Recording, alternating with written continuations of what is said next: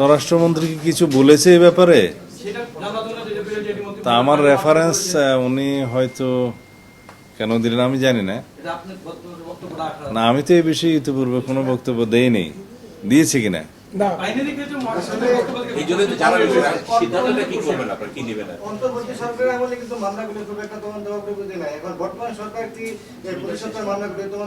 আমাদের মহাসচিব সাহেব কি বলেছেন এক্স্যাক্টলি আমি জানি না, আপনাদের মুখ থেকে শুনলাম।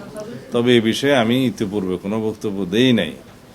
তবে আপনাদের নিশ্চয়ই জানা আছে একটা সুরক্ষা অধ্যাদেশ নামে একটা অধ্যাদেশ অন্তর্বর্তীকালীন সরকারের শেষ দিকে জারি করেছে, এবং তার ভিত্তি ছিল জুলাই জাতীয় সনদের অঙ্গীকার নামার একটি দফা।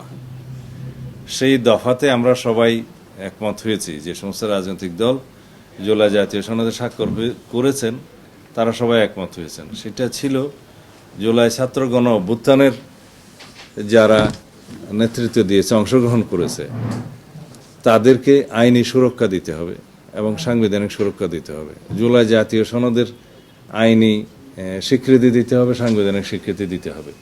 এই সমস্ত অঙ্গীকার আমরা সই করেছি এবং অঙ্গীকারাবদ্ধ হয়েছি।